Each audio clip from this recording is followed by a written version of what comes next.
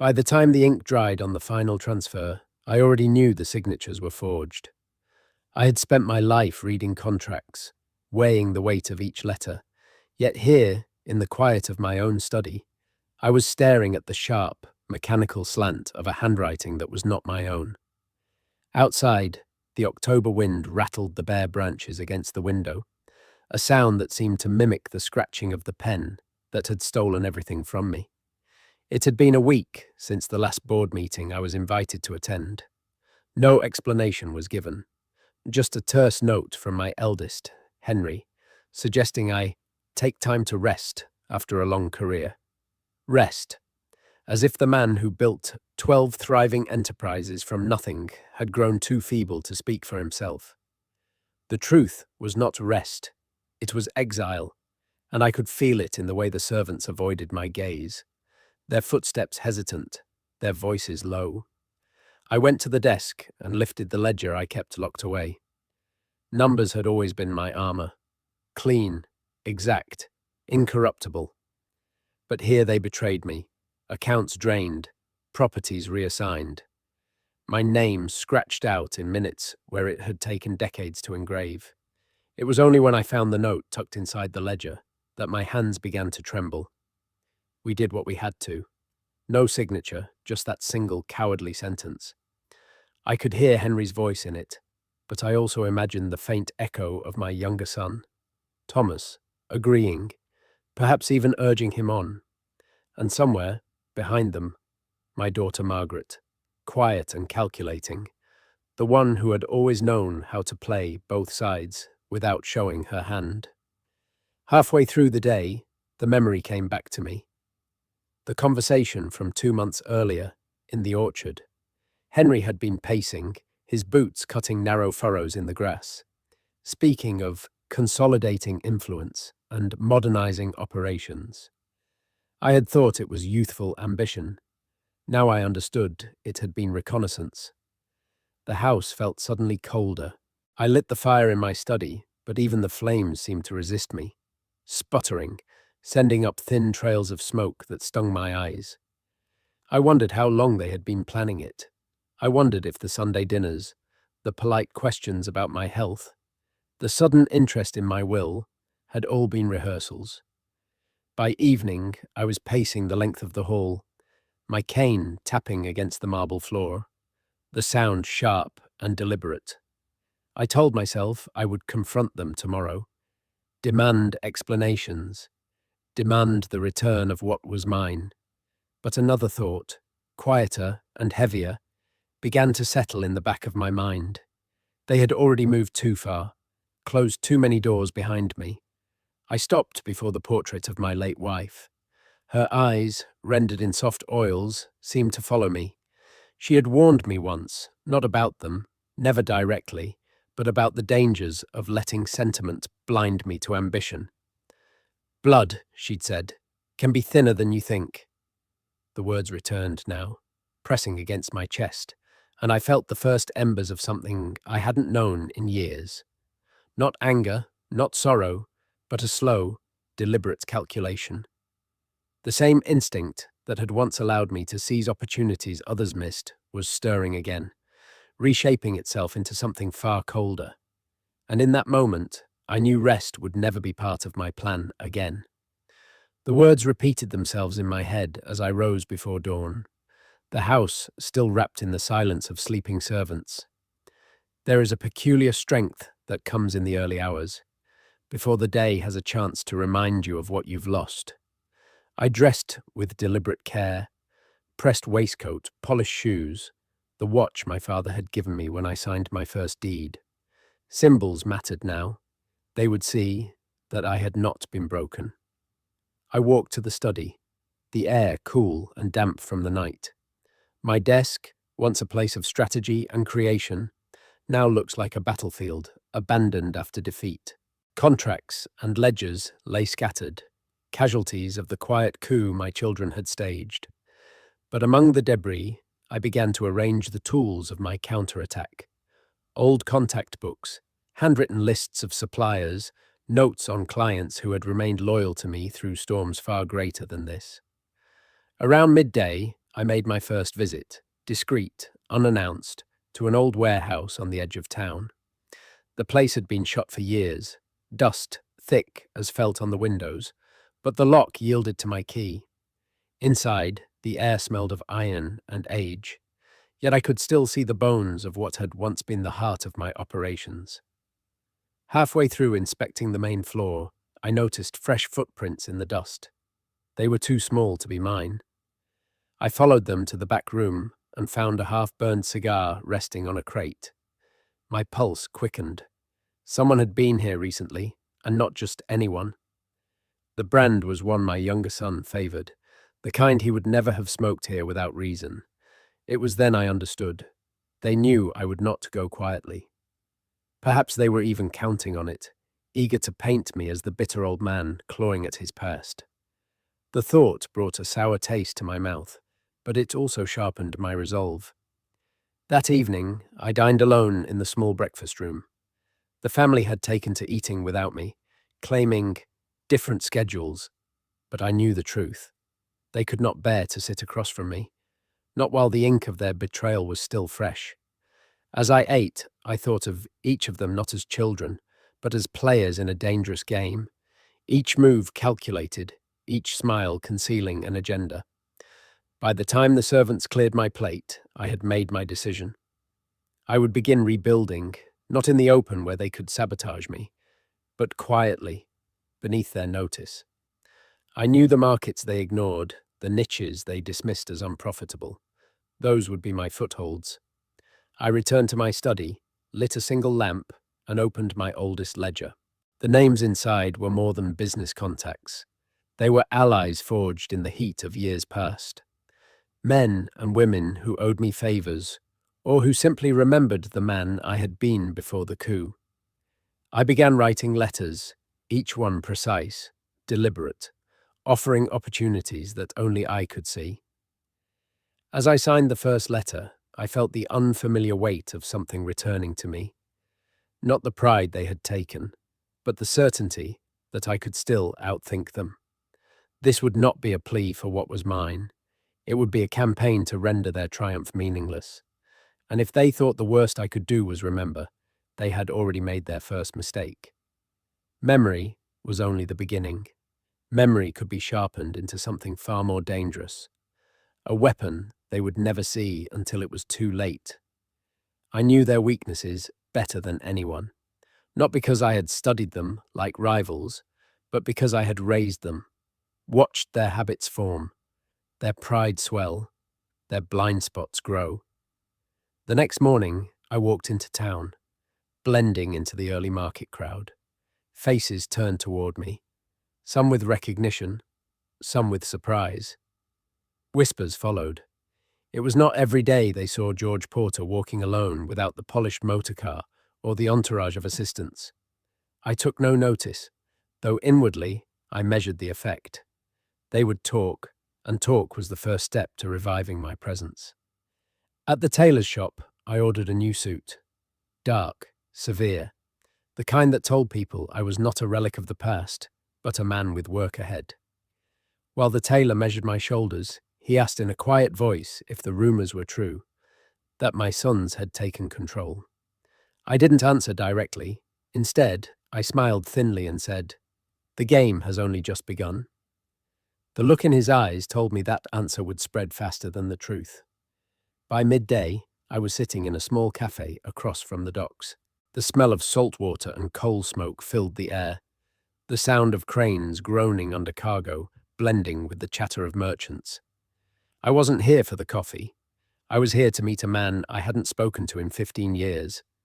Albert Carter, once my most trusted supplier, until my children had driven him away with impossible terms. Halfway through our conversation, I noticed a shadow move across the cafe window. A tall figure lingered just beyond the glass, pretending to study a newspaper. I didn't need a second glance to know it was one of Thomas's errand boys. So they were watching me already. Good. Let them. Albert leaned closer, his voice lowering. "They think you're finished," he said. "If you start again, you'll need to do it where they can't follow." His words stirred something in me.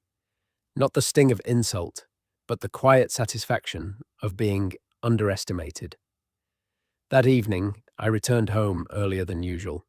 The hallways were silent, but I could hear faint voices from the drawing room.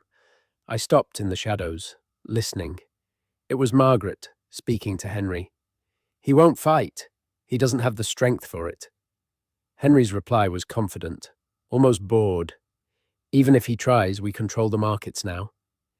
They were wrong on both counts. I retreated to my study, lit the fire, and unrolled the town maps I'd kept from the expansion years.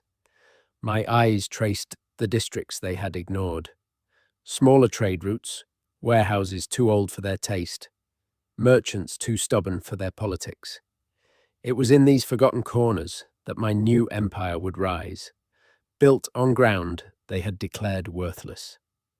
The thought steadied me. I would not strike first where they were watching. I would make them believe their theft had left me paralyzed. While I worked quietly in the shadows, they had left unguarded.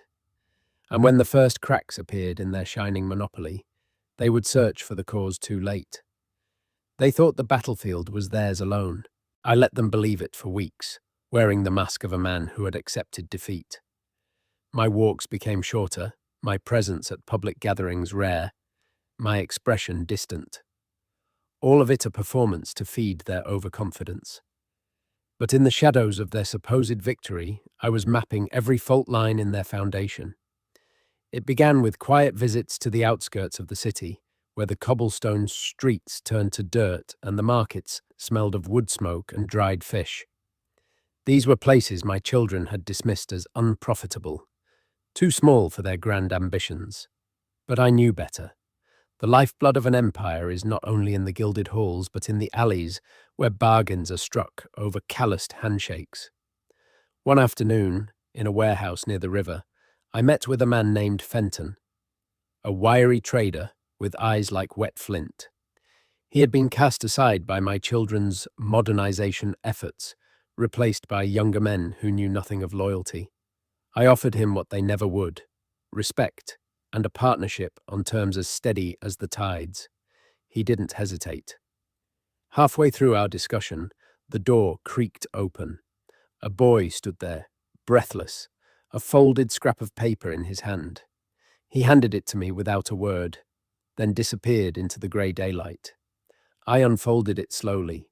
4 words, scrawled in a hurried hand: "They are watching tonight." I burned the note in the small stove before Fenton could ask questions. It didn't matter who had sent it. The meaning was clear. My children's reach extended farther than I had thought, and if they were watching tonight, they suspected more than they let on. That evening, I kept the lamps low in my study, the fire dim, giving the impression I had retired early. But instead of sleeping, I moved silently through the house, pausing at windows where the curtains left the smallest gap. At the far end of the garden, under the bare-limbed oak, I saw the faint glow of a cigarette. The ember flared, then dimmed. Again and again. A patient observer in the cold. I could have confronted him then, but I didn't. Let him watch. Let them all watch. Every hour they spent shadowing me was an hour they weren't tending to their fragile new kingdom. As the night deepened, I sat at my desk and drafted the first contracts for my new venture. The paper felt heavy beneath my pen, the ink soaking into its fibers like a promise. These agreements were not grand or ostentatious. They were quiet, binding threads that would weave themselves into something unbreakable before my children even noticed. The portraits of my ancestors lined the walls above me, their painted eyes stern and unyielding. I thought of what they would make of this war, not fought with armies, but with whispers, signatures, and the shifting weight of influence. In that moment, I felt their silent approval, as though they understood that reclaiming one's place sometimes required patience, sharper than any blade. My children believed they had forced me into a corner. They would soon learn that corners can be the strongest positions from which to strike. That knowledge gave me a calm that felt almost dangerous, as though I were carrying a loaded pistol no one else could see. From my corner, I could observe without being observed, measure their movements without revealing my own. And when the moment came, I would step forward, not as the man they thought they'd crippled, but as the one they had unknowingly armed. The days grew shorter, the air sharpened by winter's approach. While my children played at power in polished offices, I walked among the docks and markets, building quiet alliances. I never arrived with fanfare. I listened more than I spoke, asked for nothing, but planted seeds in the form of questions others weren't asking. The merchants, the carriers, the forgotten workers, they all understood the value of a man who still looked them in the eye. One afternoon, I stopped by an abandoned mill outside the city, the bricks weathered and split, the tall windows dulled by grime. Years ago, it had been one of my most profitable holdings until new tariffs drove the operation to a halt. My children had left it to rot.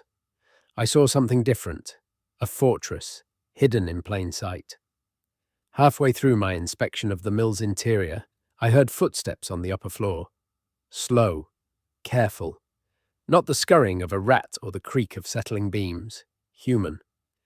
I moved silently toward the stairwell, every sense sharpened. At the landing, a shadow shifted. Then a voice, low but unmistakable, came from the dark. "You're not supposed to be here, Father." It was Thomas. He stood with his hands in his coat pockets, his expression caught between smugness and unease. "I could say the same to you," I replied, my voice steady. His gaze flicked to the walls, the machinery, the empty space. He was taking inventory. "We keep track of our assets," he said, "even the worthless ones." That was the moment I saw it, the flicker in his eyes when he said, "worthless." He didn't see the mill for what it could be. None of them did, and that ignorance would be my advantage. We exchanged a few more words, neither of us breaking the tension. Then he left with the same measured steps. I waited until I heard the outer door shut before resuming my inspection. The upper offices would make fine meeting rooms. The lower floor could hold inventory for my new partners. The isolation that made it useless to them would make it invaluable to me. That night, as snow began to fall against the windows of my study, I spread out the blueprints of the mill. My mind worked like it had in my youth. Lines, figures, possibilities unfolding in layers. It would take money, yes, but more than that, it would take timing, precision, and the willingness to let them underestimate me until the very last moment. The fire burned low, casting long shadows on the walls. I felt no rush. A siege is won not by the first strike, but by holding the ground long enough for the enemy to misstep. And when they finally stepped wrong, I would already be standing where they thought no man could stand. That thought followed me through the next weeks like a shadow, steady and deliberate. I kept my movements quiet, my intentions blurred, letting them mistake my silence for surrender. Silence, after all, is the most dangerous disguise. It lets the enemy talk themselves into thinking they've won. The snow deepened in the streets, muffling the sounds of the city. From my study window, I watched the carriages and carts move slowly along the white-covered lanes. It was the season when most business slowed, but for me, it was an advantage.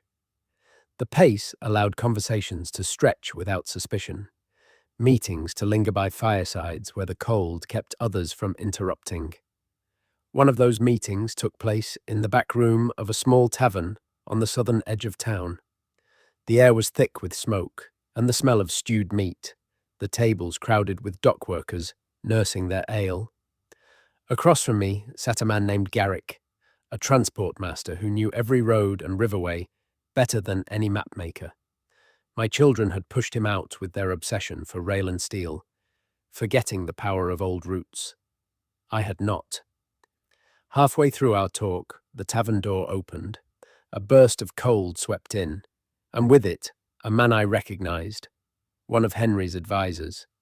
He scanned the room, his eyes grazing over me, before settling on another table. He didn't speak to me, but his presence was enough to confirm what I suspected. My movements were still being tracked, even here. Garrick noticed my gaze and leaned in. "You've got watchers," he murmured. I smiled faintly, as though it were of no consequence. But inside I felt the satisfaction of control. If they wanted to keep their eyes on me, they'd have to follow me into every dark corner, every place they thought beneath their notice. In time, they'd tire or slip. Later that night, back in my study, I spread the ledger open once more. The names and figures formed not just a list, but a web. Every strand a connection they had severed, everyone now weaving back toward me. I marked the mill as the hub, not yet awakened, but soon to be the pulse of something they couldn't dismantle. It was during this planning that a memory returned unbidden. My father's voice, roughened by years of labor, telling me that the best victories are the ones your opponent never sees coming. He'd been speaking of a card game that night, but the lesson was the same. Days later, a parcel arrived at my door without a sender's mark. Inside was a single brass key and a slip of paper. "The upper office is ready." No signature, but I knew whose hand had arranged it. Fenton had moved faster than I'd anticipated. The fortress was taking shape. I sat at my desk holding that key, feeling its weight. It wasn't just metal, it was leverage, opportunity. The first true step toward turning their theft into their undoing. And I knew that from here, every move would bring me closer to the moment they never thought I could reach. That certainty sat in my chest like a hidden ember, warming me, even in the frost-bitten days that followed. I began to think less like the man who had been betrayed and more like the man who would decide how the ending was written. The key burned in my pocket as I made my way to the mill 2 mornings later. The sky was pale and brittle, the sun a weak coin in the cold air. Snow crunched under my boots as I crossed the yard, the building rising before me like a sleeping beast. Unlocking the door felt ceremonial, the sound of the tumblers falling into place echoing in the stillness. Inside, the air smelled of old dust and faint oil, the kind that lingers long after machines have gone silent. I walked at the upper office first. Fenton had kept his word. The space was cleared, the desk polished, the windows scrubbed until the light spilled in unimpeded. It felt like a command post, not a relic. Midway through my inspection, I heard a soft knock at the doorframe. Garrick stepped in, stamping snow from his boots. He carried a rolled map under one arm and a small leather pouch in his other hand. "Your first shipment," he said simply, placing the pouch on the desk. The sound of coins inside was unmistakable, a down payment from one of our new partners. We spread the map across the desk. It showed the city and its surrounding roads, with certain routes marked in red. These were the arteries my children had ignored, too narrow or too old for their grander plans. But in those routes lay the lifeline of trade that could be shifted quietly, funneling resources toward us while they remained distracted by their glittering monopolies. Halfway through our planning, Garrick's eyes flicked toward the window. "Someone's out there." I turned just in time to catch a glimpse. A figure by the far fence, coat collar pulled high, watching. My temper did not flare. Instead, I felt the quiet satisfaction of the trap baiting itself. If they wanted to watch, let them watch me rebuild with their own arrogance as the mortar. When Garrick left, I lingered in the office, running my fingers along the grain of the desk. I thought of my late wife again, her voice telling me once, in a moment of frustration, that nothing poisons a victor faster than the belief that the fight is over. My children believed exactly that. By the time dusk fell, the mill no longer felt abandoned. It felt alive, not with the roar of machines yet, but with intent, like the stillness before a storm. I locked the door behind me, the cold air biting my face as I crossed the yard. On the road home, the lights of the city glimmered through the frost-hazed air.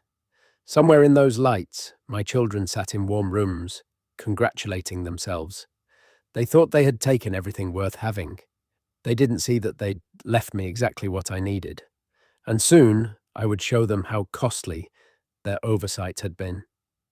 That promise became the quiet drumbeat behind my every step. I moved through the city with deliberate slowness, never enough to cause alarm. Yet each action, each word, laid another stone in the path toward their undoing. Winter deepened. The river froze in parts, slowing the trade they valued most. I knew this was my window. My children's empire depended on speed and scale. Any disruption to that rhythm would cost them more than they realized. I began to press Garrick and Fenton into longer hours, sending them to secure commitments from merchants whose goods were trapped in warehouses by the icy roads. The first true sign of our rising came unexpectedly. A merchant named Halverson, who had refused my children's terms 2 years ago, arrived at the mill unannounced. He stood in the doorway of the upper office, his thick gloves still dusted with frost, and said simply, "I hear you're building something that doesn't choke the man who works for you." That afternoon, he signed the first major contract of my new venture. Halfway through the celebration, modest as it was, with only tea and the satisfaction of progress, Fenton handed me a small folded note. I opened it, expecting a shipment list. Instead, it read, "Your daughter is asking questions." Margaret had always been the quiet one, the one whose methods I could never fully read. If she had caught even a whisper of what I was doing, she wouldn't move openly. She would send her own shadows. I kept the concern to myself, thanked Fenton, and told him to lock the doors at night. That evening, as I returned home, I found Margaret waiting in the drawing room. She sat in the armchair closest to the fire, her gloved hands folded neatly in her lap. "Father," she began, her voice smooth, "we've been worried. You've been busy." I did not ask who "we" was. Instead, I met her gaze and replied, "Idle men fade. I prefer not to." She smiled, but there was no warmth in it. "Just be careful where you invest your energy. We wouldn't want you chasing shadows." Her choice of words was deliberate. She wanted me to know she was watching. When she left, I poured myself a measure of brandy and sat in the quiet, weighing her intentions. Of all my children, Margaret would be the one to understand the danger of letting me operate unchecked, which meant she would move faster than the others. I could not afford to let her be the first to see the full picture. The next morning, I went to the mill before sunrise. The yard was silent, the snow undisturbed except for a single line of footprints leading to the side door. Inside, everything was untouched. Almost. On the desk lay a single black glove, one I recognized instantly as Margaret's. I picked it up, turned it in my hand, and felt the cold leather against my skin. She had been here. She had seen enough to make her curious, but not enough to act. It would not be long before curiosity became interference, and I was already deciding how to turn that to my advantage. Margaret's curiosity was a double-edged blade, and I intended to make her believe that she was the one holding it. People like her, sharp, meticulous, often mistook information for control. If I could feed her the right fragments, she would draw her own map, a map that led her exactly where I wanted her to go. I began the next phase quietly. My visits to the mill became more frequent, but not always purposeful. Sometimes I would linger in the yard, speaking with workers where I could be easily seen, discussing shipments in half phrases loud enough for a clever listener to piece together the wrong picture. Margaret's spies, if they were still trailing me, would report every word. The winter market became my stage. I walked through its narrow aisles with a calculated mix of familiarity and secrecy, pausing at certain stalls to exchange papers that meant nothing, speaking to merchants whose goods I had no intention of buying. It was misdirection, and in misdirection lay safety. Halfway through one such walk, I spotted Margaret herself. She stood across the square, speaking to a man I didn't recognize. Tall, thin, wearing the sort of overcoat favored by clerks who handled delicate matters. She caught my eye for a brief moment, just long enough to make me wonder whether she meant to be seen. Then she turned away. That night, Garrick brought me news. One of the contracts we'd secured had been quietly challenged in court, the petition filed under a proxy name. He suspected Henry's influence, but I suspected Margaret's. She would never act openly until she was certain of the outcome, and this smelled of a test. The following day, I gave her something to chew on. I left the mill door unlocked and a ledger on the desk. Not the real one, but a careful forgery filled with deals and partners that didn't exist. Every number was plausible, every name familiar enough to pass as truth. If she took it, she would think. She'd uncovered my operation in full. When I returned that evening, the ledger was gone. In its place lay a single sheet of paper with 2 words written in her hand. Too late. The message was meant to provoke, but instead it confirmed what I needed to know. She believed the false trail. Now, while she chased phantoms, I could push forward with the real work unhindered. By the week's end, the mill was humming with quiet activity.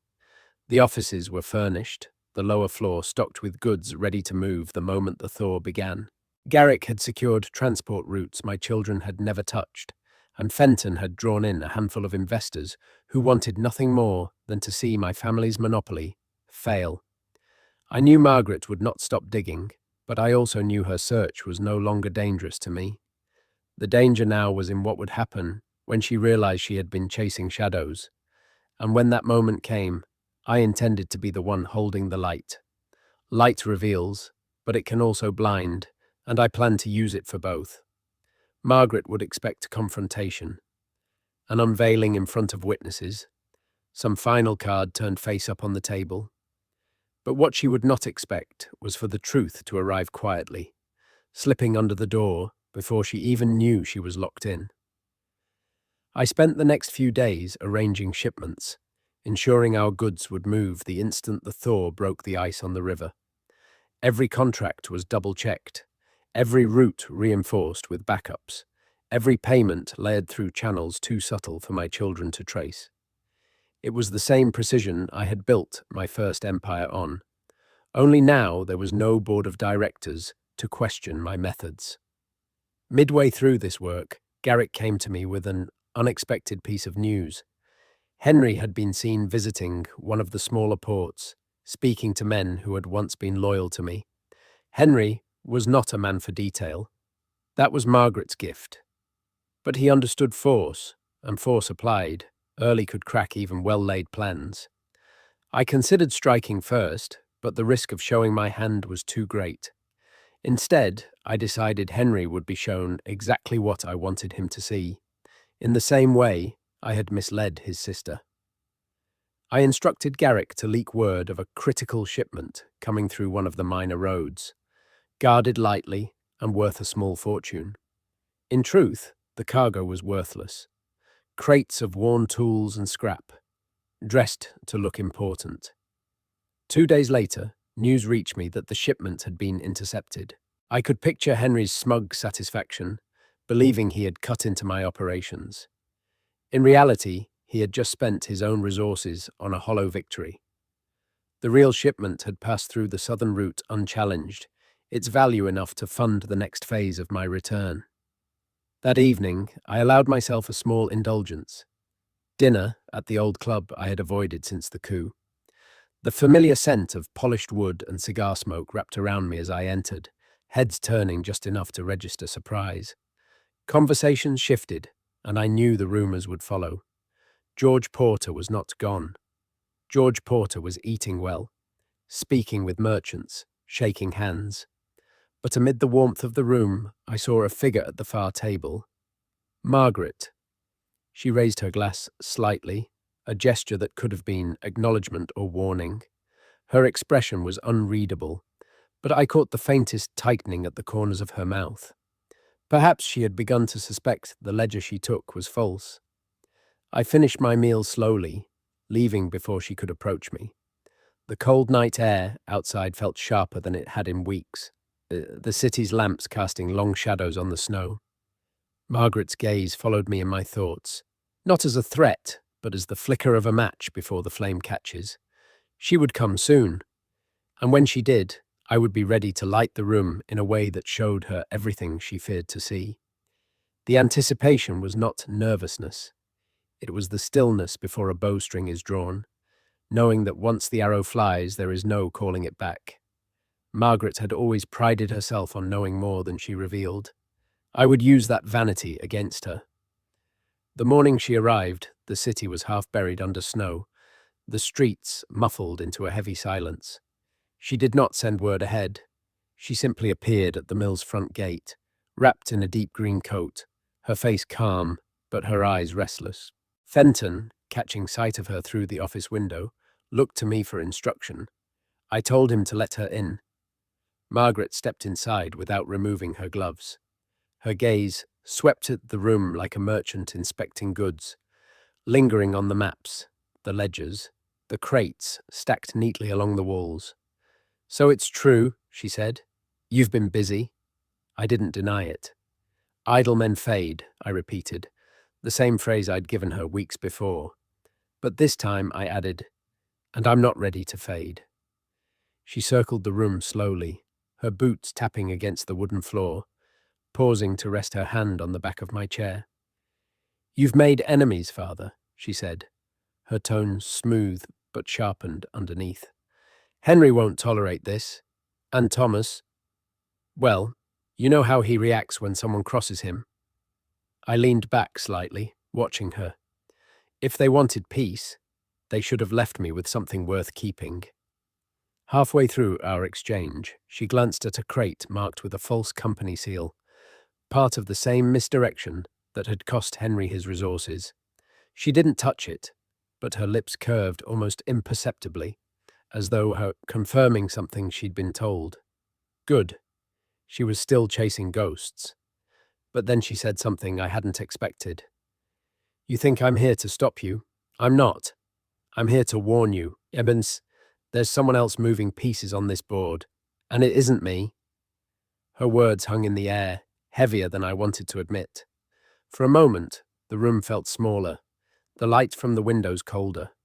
She could have been lying, an attempt to unsettle me, but the way her eyes held mine told me she believed it herself. By the time she left, the mill felt different. The shadows seemed to stretch longer, as though something unseen had slipped in with her. I stood at the window, watching her walk away through the snow, her figure slowly swallowed by the pale distance. That night, Garrick confirmed part of her claim. Someone had been buying up small warehouses across the southern district. Not my children, not anyone we recognized. The purchases were quiet, the kind made by someone who understood the value of staying invisible. If Margaret was telling the truth, I was no longer playing against just my family. There was another hand on the board, and I needed to know whose it was before it moved against me. And if it turned out to be the hand I suspected, the war was about to take a very different shape. That suspicion gnawed at me more than I cared to admit. My children were treacherous, but predictable. I had spent decades learning the patterns of their ambition. This new presence was an unknown variable, and unknowns were dangerous. I began with the warehouses. Garrick and I walked to the southern district under the guise of checking supply routes, pausing to study each building that had recently changed hands. Most were modest structures, the kind a casual eye would overlook. Chipped brick, faded paint, roofs patched with tin. Yet each occupied a strategic point along the lesser-used roads we had been cultivating for months. Halfway through our inspection, Garrick pointed to a narrow alley where two men stood speaking in hushed tones. One I recognized, a shipping broker once loyal to me before my children froze him out. The other was a stranger, tall and narrow-shouldered, with a face that gave nothing away. When they noticed us, the broker nodded politely, but the stranger's eyes stayed fixed on me for a fraction too long before he turned and walked away. That night, in the quiet of my study, I turned over Margaret's words again. She had not come to warn me out of loyalty. Of that I was certain, but rather to position herself as an ally should this third force gain ground. If she was hedging her bets, it meant she feared the same thing I did, that someone was building a power neither of us could control. The next day brought confirmation of my unease. Fenton returned from the docks with a report. One of our shipments had been delayed not by my children's interference, but by a sudden administrative review ordered by the city's trade office. Such interruptions rarely came without pressure from above, and yet no official name was attached. I knew then this was no ordinary rival. Someone was pulling strings from a place high enough to remain unseen, yet precise enough to touch only the points that mattered most. It was strategy, not brute force. The kind of play I might have admired under different circumstances. The temptation to confront Margaret again was strong, but I held back. Better to watch her moves, to see if she made contact with this unseen player. In the meantime, I tightened my own defences. More guards at the mill, shipments staggered through multiple routes, contracts hidden behind layers of intermediaries. One evening, as I was leaving the mill, a folded note was slipped into my coat pocket. I found it later at home, under lamplight. We are not enemies yet. No signature, just the same sharp handwriting as the first warning I had received weeks ago. It was both a threat and an invitation. Whoever this was, they wanted me to know they were aware of my work, and that they had not yet decided whether to crush it or join it. The word yet was the sharpest edge of all, and I understood that the next move I made could decide whether this shadow became my greatest asset or the final nail in my coffin. That kind of decision could not be rushed. It demanded precision. The same precision I had once used to negotiate the sale of a factory or the acquisition of a trade route. Only this time, the stakes were far more personal. For 3 days, I did nothing that could be traced. No visits to the mill, no market walks, no late-night meetings. I let the air around me still, forcing both my children and this new player to wonder whether I had withdrawn. In truth, I was gathering information through quieter channels. Old associates who owed me favours, clerks who could be bought with discretion rather than coin. It was on the third night that Garrick came to me with something tangible. "The warehouses," he said, "aren't being filled. They're being emptied." This shadow wasn't building a stockpile. They were clearing space. Space for what, he couldn't yet say. But the fact chilled me more than if they'd been arming themselves. An empty space is an intention without shape. It could become anything. Halfway through our discussion, I made my choice. If this presence wanted to remain undefined, I would force definition. I drafted a letter, brief, unsigned, offering a meeting in neutral ground. Not a demand, not a threat, just an acknowledgement. I know you are there. Garrick delivered it through channels that would take days to trace, if they could be traced at all. The reply came faster than I expected. A single sentence, written in the same hand as before. 3 nights from now, the old glassworks, no signature, no time given, just the place and the date. When the night came, I left without telling Garrick or Fenton. The glassworks had been shuttered for years, its roof half collapsed, its windows jagged like broken teeth. The snow inside crunched under my boots as I crossed the open floor toward the faint glow of a lantern. A figure stood beside it, face obscured by the shadow of their hat. "You've built something worth noticing," they said, their voice low and calm. "And you've made enemies who want to see it destroyed. I can keep them from touching you. For a price." I studied them carefully. Every instinct warned me that this was no ally, but neither were they fully an enemy. Not yet. "And if I refuse?" I asked. "Then you'll spend the rest of your days fighting battles you could have avoided." It was not a threat shouted in anger, but a truth laid bare. I left without giving them an answer, the lantern light shrinking behind me until the night swallowed it whole. By the time I reached the street, I knew 2 things. The first was that their offer was genuine. The second was that accepting it might cost me more than refusing. And yet, the thought that lingered was neither acceptance nor rejection. It was the possibility that I could turn this shadow to my own ends before they even realized the game had changed. That idea, once planted, began to grow quickly, weaving itself into every plan I made. To turn an enemy into an instrument is the highest form of victory, but it requires patience, sharper than steel. The first step was to appear cautious, even hesitant. I let 3 days pass before making any move, giving the impression that I was wrestling with their offer. In truth, I was mapping out scenarios in which this shadow could be fed false victories, their own strength redirected toward undermining my children. If I could do that without revealing the true scope of my operations, I would have a weapon they could never match. I began with small, deliberate leaks.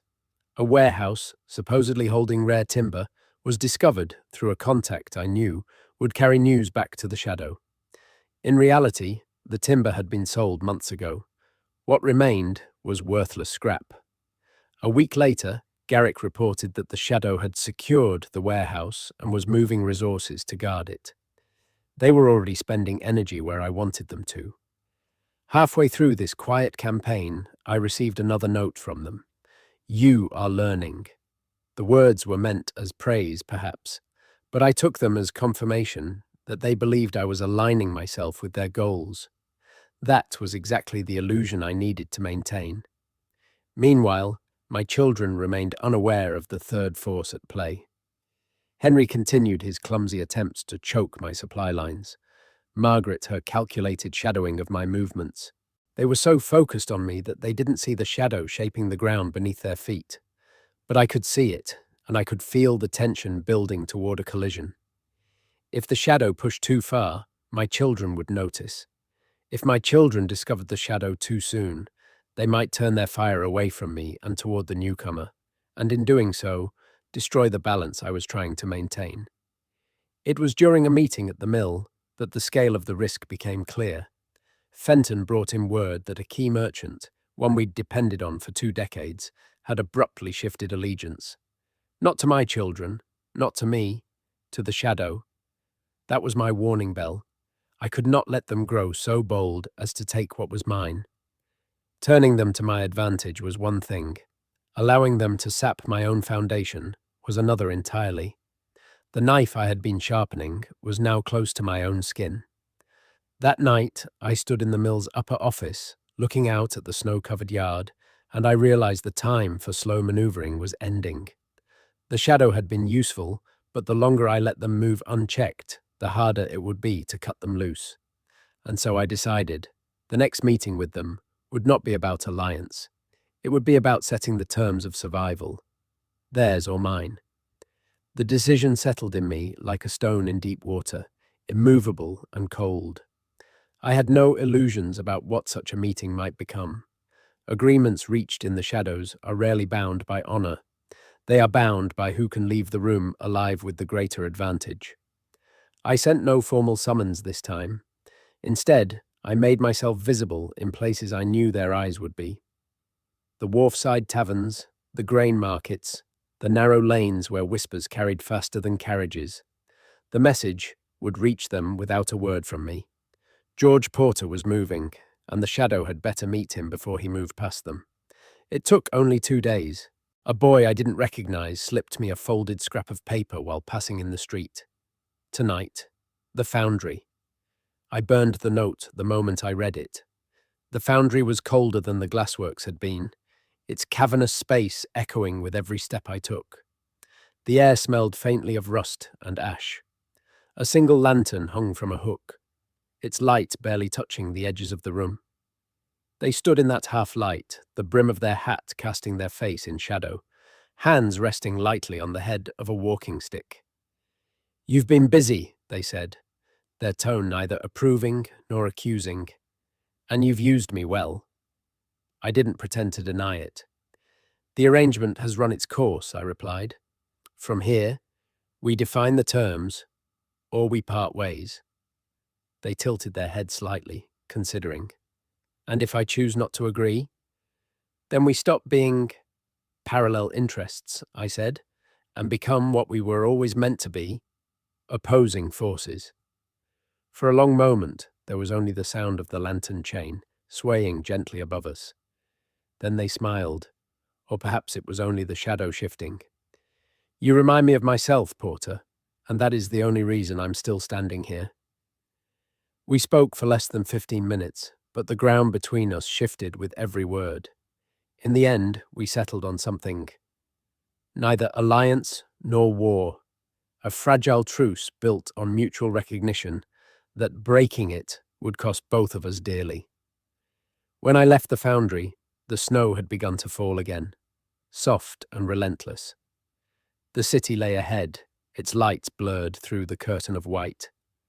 My children still believed they were the only ones playing this game. They had no idea the board now held 3 players, and that I sat at its center, holding pieces they didn't know existed. I knew this was not the end. It was a new beginning, one with more dangers than the war I had first set out to fight. But I had reclaimed what mattered most: my place, my will, and the knowledge that the empire they stole could be outflanked, piece by piece. And if the day came when both my children and the shadow turned on me at once, I would be ready, because the only thing sharper than betrayal is the man who survives it.